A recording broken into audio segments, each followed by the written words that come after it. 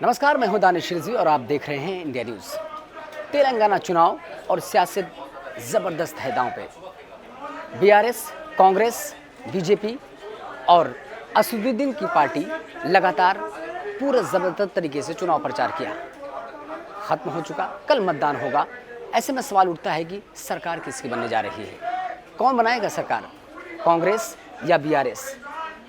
कई सारे अनसुलझे पहलू हैं, लेकिन इन सारे अनसुलझे पहलुओं के बीच दो शब्द जो पूरे चुनाव के दौरान सबसे ज़्यादा चर्चा में थे, वो थे दोराला और परजाला। दोराला जिसको लेकर कहा जाता है कि दोराला मतलब सामंतवादी सोच और परजाला मतलब कि प्रजा की सरकार, मतलब जनता की सरकार को लेकर बात की।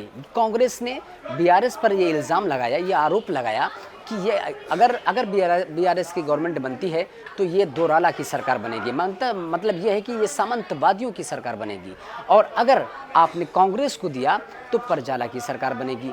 तो ऐसे में सवाल उठता है कि क्या ये दो शब्द के ज़रिए इस बार कांग्रेस और बीआरएस ने चुनाव लड़ा है?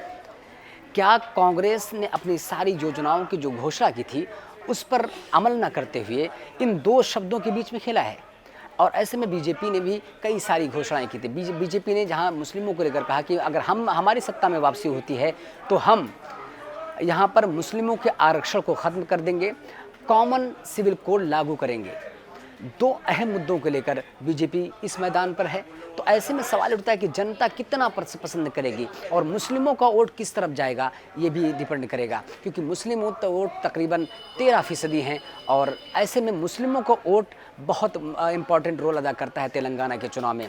और इसी वजह से असदुद्दीन ओवैसी लगातार अपनी पार्टी को तेलंगाना में मजबूत करते रहते हैं। सवाल यही है कि क्या मुस्लिम वोटों के ज़रिए असदुद्दीन चुनाव जीतेंगे, और क्या हिंदूकरण या तुष्टीकरण या एक तरफा बात करके बीजेपी चुनाव जीतेगी? ऐसे बहुत सारे पहलू पे सवाल होना बाकी हैं, लेकिन सवाल यही है कि क्या दोराला और परजाला पर सरकार बनेगी?